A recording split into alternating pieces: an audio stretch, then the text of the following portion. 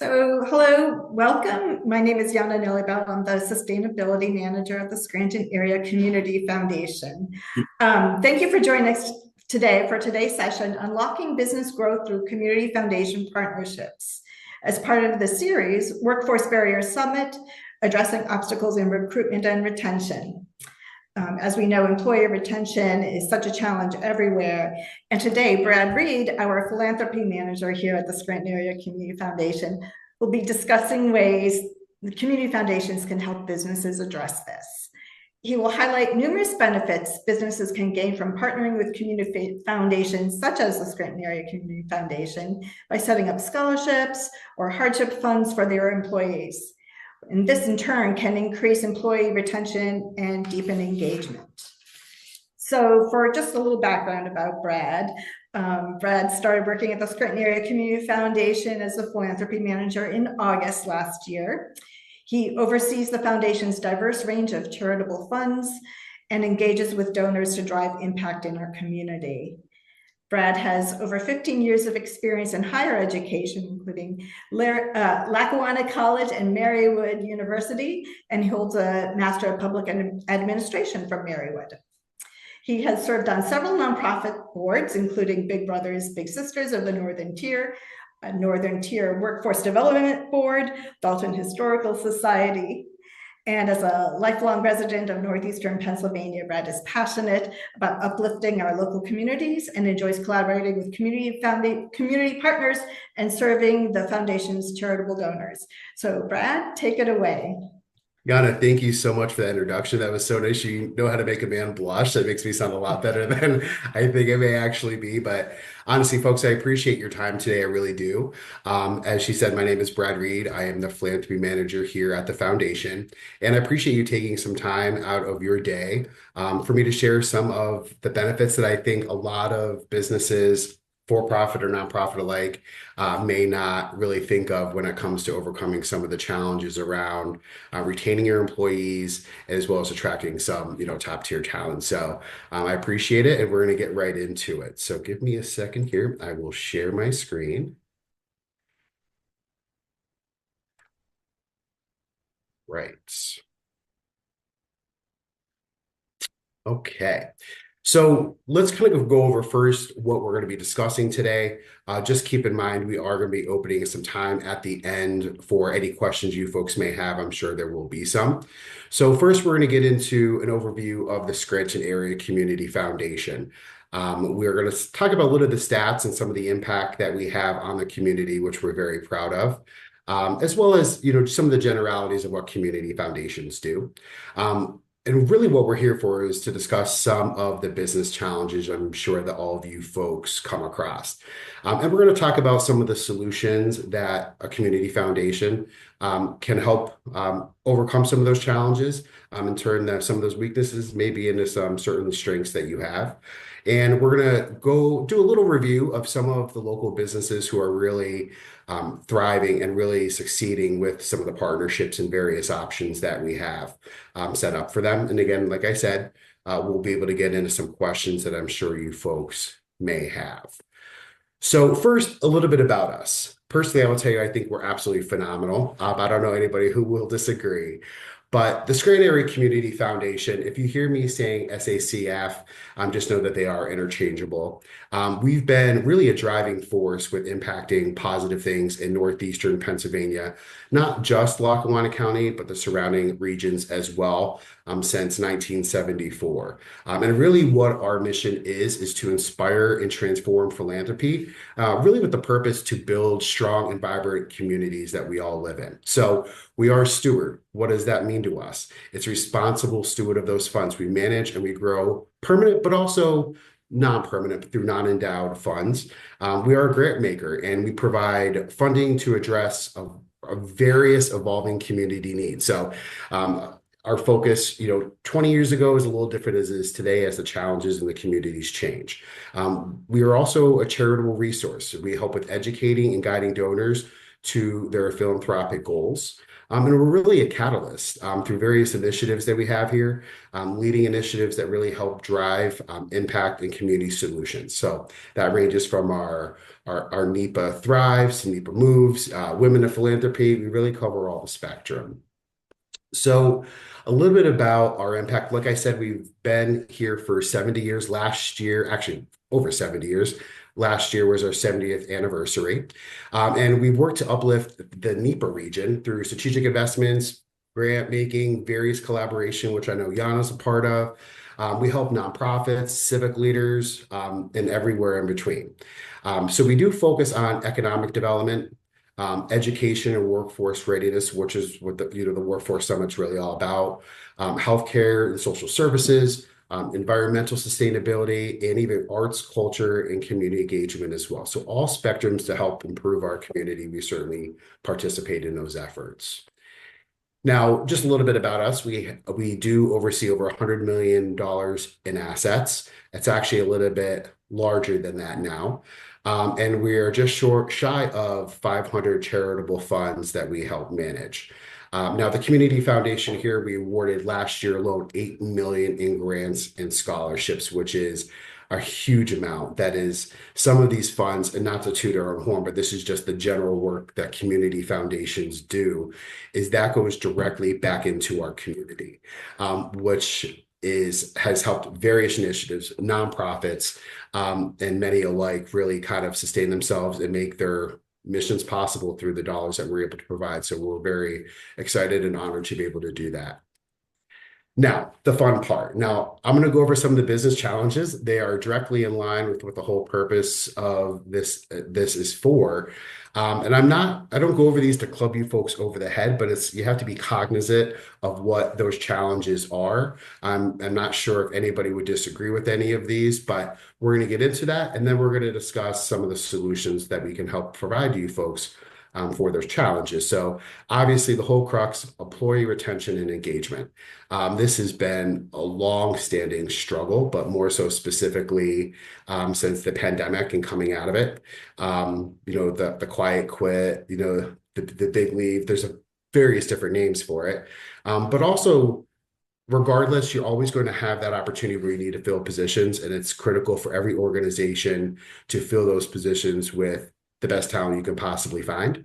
And we're going to discuss some solutions to that as well.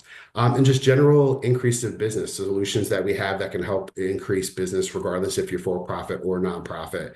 And all the while doing that, you're also helping improve your local community, which is something that I think we all strive to certainly do. So with that being said, we're going to focus on employee retention and engagement first. It's certainly the biggest. I mean, if we had an in-person setup, I'd ask everybody to raise their hands and ask if your organization has challenges retaining your employees. But I think through statistical data and studies, that seems to be most everyone's case. So just a little bit of information about that. Recent data shows that 52% of employees are actively looking for a new job or are open to new opportunities. So that's kind of alarming. I think when you think if you work in higher ed and you're walking throughout campus, or you work in a factory and you're walking out on your production floor, that over half of your folks aren't completely committed being there is alarming, but it's important to know. Additionally, a survey highlighted that 63.3% of business owners find worker retention to be a more pressing issue than hiring. As anybody knows, it's sometimes easier, sometimes harder to keep what you have than it is to find new. So it's something that we're going to be discussing as well. Only 23% of employers worldwide feel engaged at work, employees, excuse me, leaving 77% either not engaged or actively disengaged. That's heartbreaking to hear, but it's also a very realistic number. Just because someone's showing up every day doesn't mean that they are living up to their true potential. So we're going to discuss that.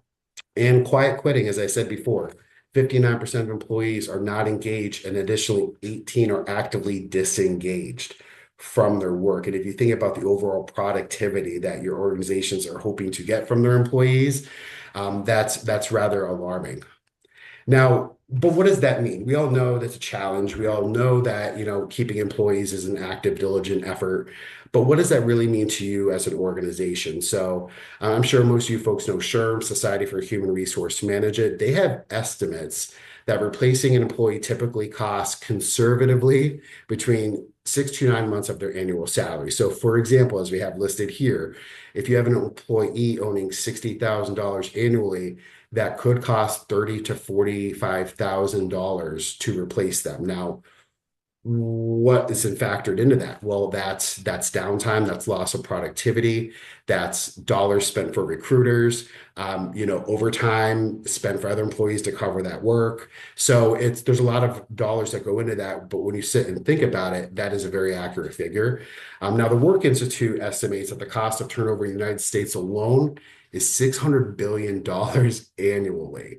Now, I don't know about your organization, but at least here and everyone that I've ever worked for, it's an active effort to keep costs down. Some of those you can control, some of those you cannot. So when you start to put a dollar amount to actually how it's affecting your organization, it makes you really want to make some, conscious effort to make sure to resolve that. Now, various burdens, on existing employee burnout. So as you have a hard time, I don't need to tell this to you folks, I'm sure you're all familiar.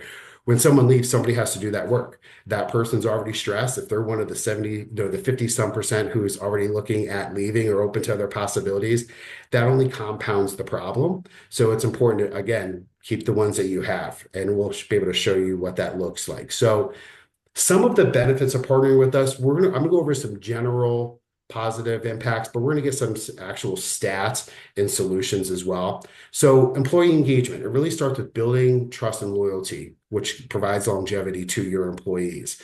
Partnering with us and our solutions, it shows employees that they're valued. It lets them know that you care about them. Really, at the end of the day, it's important that you care. Again, we can't replace bad management, but what we can do is provide another opportunity to support your employees in a different way than maybe you currently are thinking about. It helps to enhance company culture. And really, employees take pride in working for an organization who are socially responsible, right? Now, let's talk about recruiting top talent. Now, recent studies show that 75% of employers are struggling to fill open positions. Now, I'm sure some of you folks are aware of that. You may ultimately get those positions filled, but it takes longer. And you may not be able to get the exact option you were hoping to look for. Now, 63% of talent professionals said that talent shortages are the biggest challenges they face, and 62% of business leaders are experiencing greater competition for that talent as ever before. And 78% of employees consider a company's social impact and community involvement when deciding where to work. Now, this may be new for some organizations. As younger individuals are getting into the workforce, they are very cognizant of the impact outside of just what the purpose and mission that your company has. But what are you doing to really improve the lives of them, the community, and the customer as well? And according to a Glassdoor survey a couple years ago, 77% of job seekers evaluate a company's reputation before applying, and 79% of job seekers are likely to apply to a company with a strong employee brand. So again, we're going to get into some specifics, but some general benefits of the solutions that we have is we really help set organizations the opportunity to differentiate from some of the other companies and other competitors specifically to our area. It really helps create a more desirable and enjoyable place to work when you serve a larger purpose than what your job description says. It demonstrates that you value and you care. You're going to notice this is a common theme with a lot of our solutions, is that it really helps employees show that you are aware of them, that you care about them, and you're not just a person on a production line or somebody serving a function in the organization. And as I mentioned a little bit before, it helps attract a wider pool of candidate than maybe what you folks are used to. And specifically, the younger generations are very aware of the employees that they're applying for. People want to love where they work. They want to be happy. And we can certainly help with that. So just some general explanations of philanthropy and really how it helps to grow business, whether again, for profit or nonprofit. So really what we notice and what we've experienced with our funds and studies show this is it helps build brand trust and credibility. So 71% of customers prefer to buy from businesses that align with their personal values. And again, you're going to see demonstrate social responsibility. It's becoming more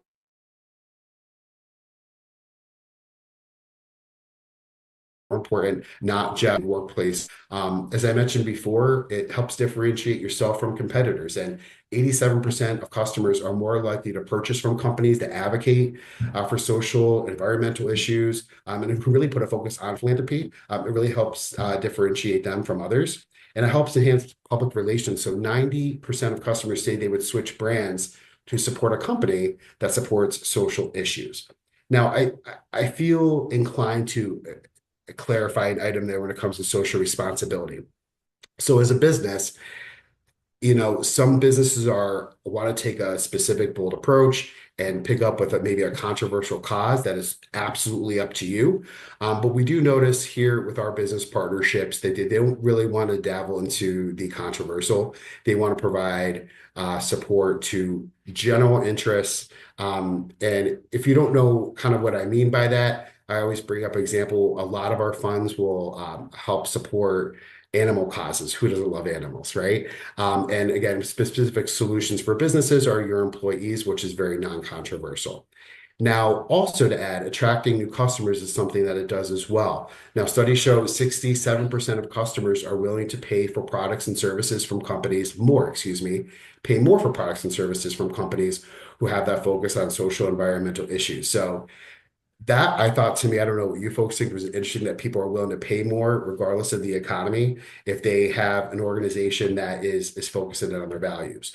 It also helps improve in community relationships. So 76% of customers are more likely to support businesses that contribute to local causes. And obviously the crux of it is supporting their local communities. Now, some of the general benefits of what we do in that aspect is strategic giving and alignment for business goals. We help manage corporate philanthropy programs. We enhance brand visibility and credibility. Keep in mind, folks, it's certainly a marketing opportunity when you offer some of these, whether it's just attract new business or recruiting new employees, connecting with nonprofits and local leaders. If that's avenues you want to look at expanding your business with, we can certainly help with that. Maximizing tax benefits and impact. We're going to do an overview, a little bit of that as we go through some of our options as well. The fact of the matter is it's nice to help people, but if you know that there's a tax benefit to help you as well, it's really a win-win on all sides. And we also help with disaster and crisis response giving, which I'm going to break down more in a bit as well.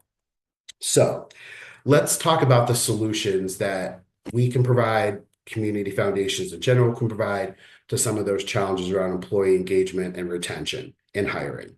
So first one that we're going to talk about is something called employee hardship funds. I'm sure some of you may have heard of different variations.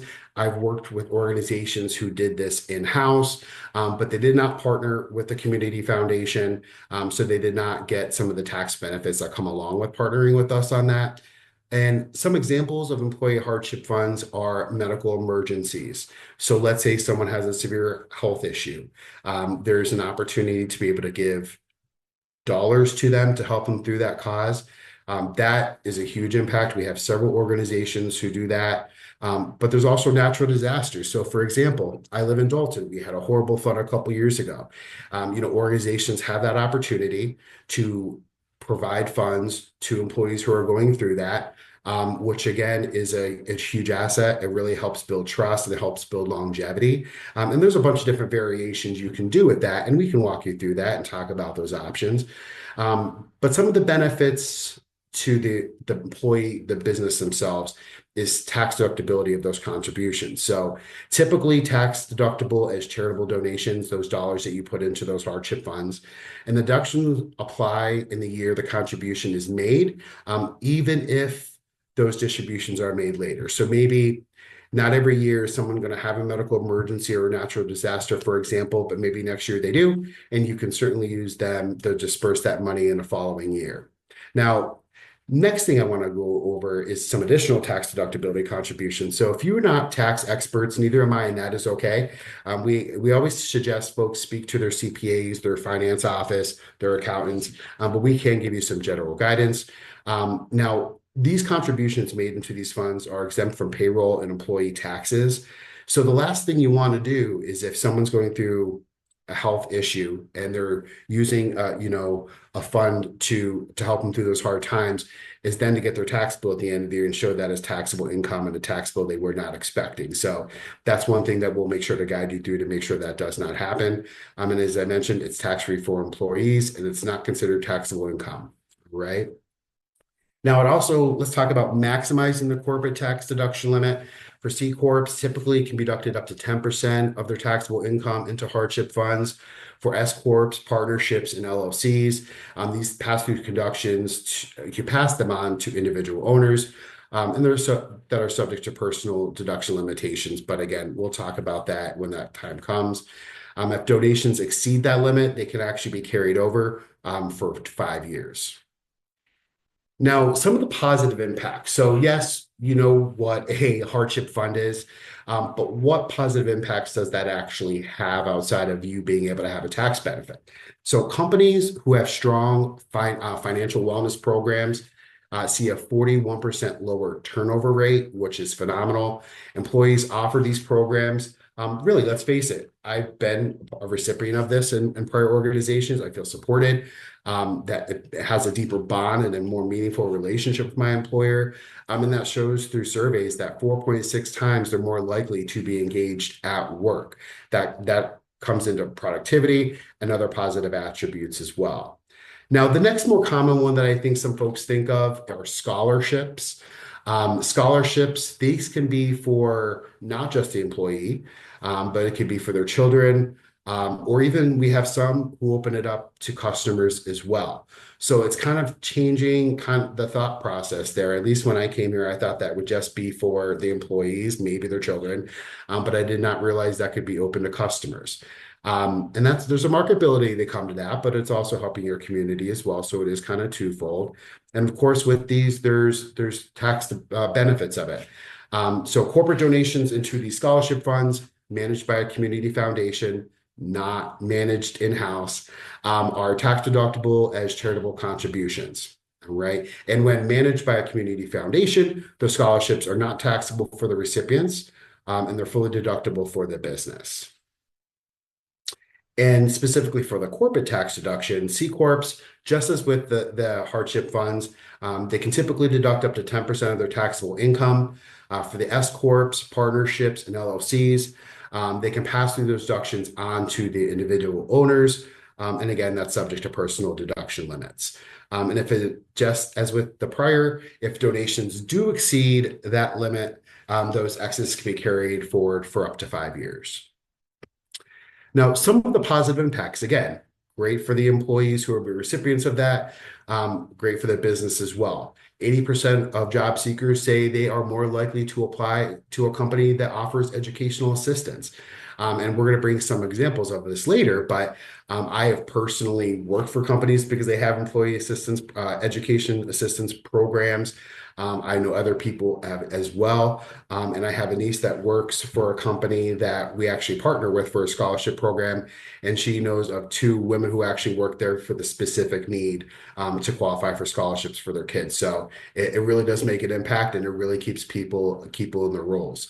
Now, 76% of employees say that they would stay longer at a company if they offered career development opportunities. Companies that invest in employee education do see anywhere from 10 to 15%, I've seen more, increase in productivity in their roles as well. Happier people do better jobs. It's kind of simple, but it's kind of easy to overthink those things or miss those things. Now, 70% of employees report higher job satisfaction when their employer supports their education. And that's twofold. You're also helping cultivate an employee who takes education seriously, but also helps increase their own skill set to bring that back into your organization as well. And 75% of customers are more likely to support companies that invest in employee education and social programs as well.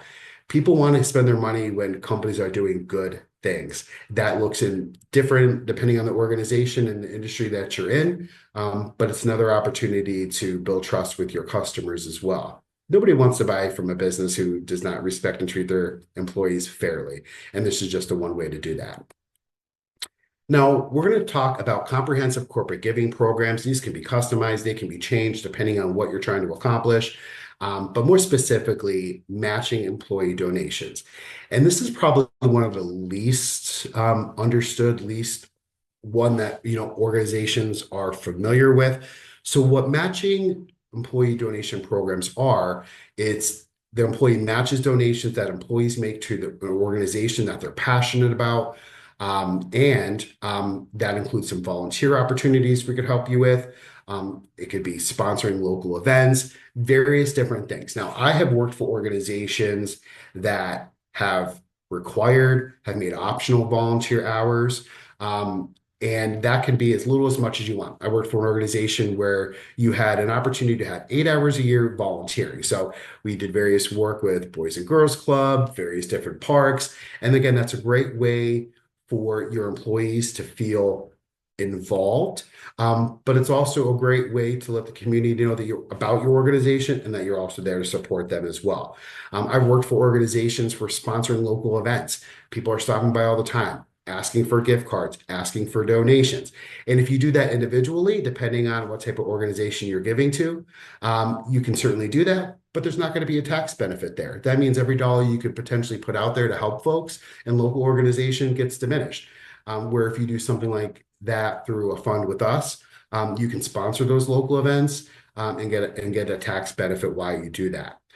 Speaking of that, tax deductibility. So contributions made to qualified 501c3s, like a community foundation, like your, cancer associations, heart associations, Griffin Ponds, organizations like that are generally tax deductible as charitable contributions. You folks don't need to overthink that too much. I myself and others here at the organization, we can help you walk through and manage that and make sure you're giving to those who can receive it. And we also do some of the vetting process for you folks as well. Now, corporate tax deductions, there's a lot to go along with this one. Some of it's duplicate, so I'm not going to hit every point. But again, you can deduct up to 10% of taxable income for those corporate charitable donations. Businesses could donate appreciated assets. That's one thing that folks don't realize. It's not just necessarily dollars. And that includes stocks, bonds, real estate, to a community foundation fund. You helps avoid capital gains taxes while receiving full fair market value deduction as well. C corporations can deduct up to 10% of taxable income. S corps, LLCs, and partnerships can pass those deductions through on to owners and shareholders.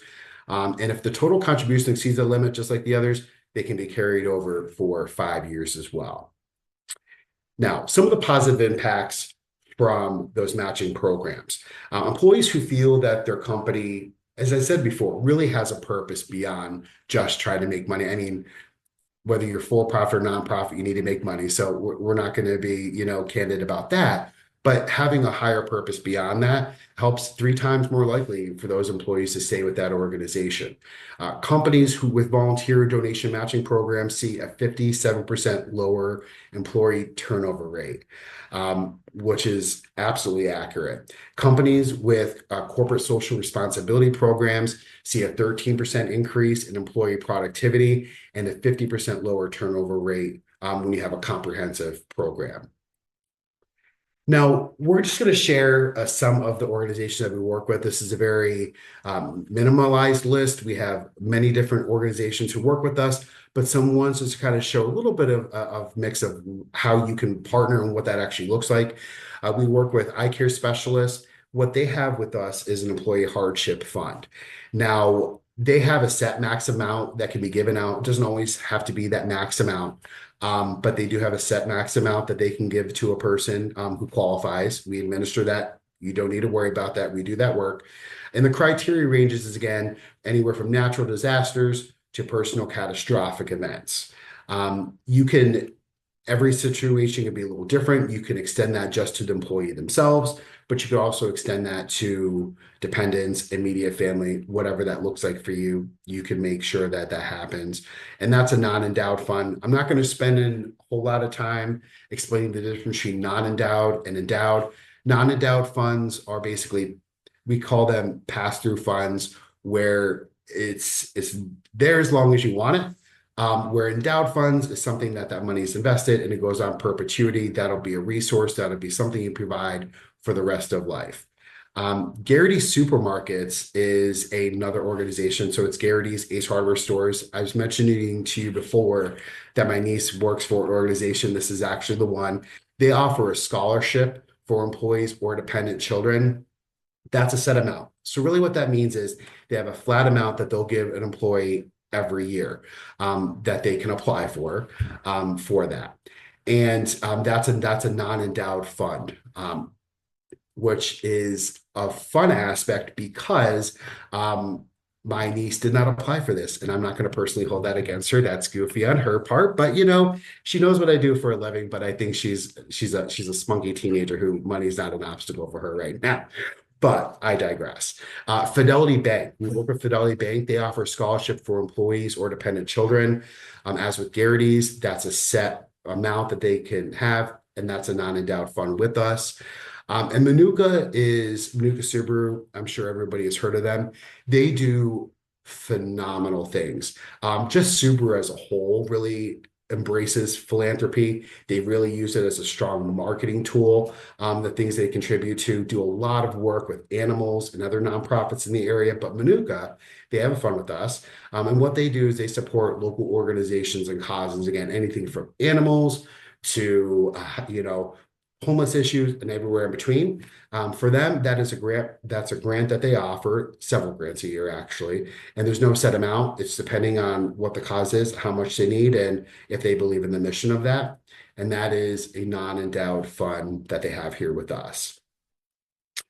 Next, we have Hematology and Oncology Associates of NAPA. This one's a really cool one, and this is one that'll help folks think outside of the box of traditional philanthropic efforts. So they provide grants to those who struggle to pay for various aspects of treatment. So these are, typically, obviously cancer patients. And what they'll do is if somebody is unable to provide themselves transportation, they can't afford transportation to their treatments, they can apply through a grant with us to help pay for that. Let's say they can't pay for their medicine. They can apply through a grant to help them with that in various different aspects. And I've seen that firsthand. It's kind of heartbreaking, but also admirable the work that they do to really help not just obviously provide that care, but various different aspects around challenges of those employees who are going through that. There's no set amount. It's a case-by-case basis, and that's not a non-endowed fund that they have here with us. And a big one, who doesn't know Geisinger, the hundreds of thousands of dollars that they give back to the community. I'm not collecting a paycheck from Geisinger, so please, I like to share that because they are a large organization and they have the ability to provide many means to the community, and they sure do that. They support countless different local organizations. They help with schools, various different causes. And again, they get a tax benefit for that. Oops, sorry about that. And they have a non-endowed fund with us. And there's no set amount. They pick and choose what their causes are and people who can apply for that. Then again, they get a tax benefit for it. So I know I've gone over a lot. This is a little bit higher level, but I'd like the opportunity, if anybody does, to ask any question they had, anything that maybe I need to reiterate. The floor is open.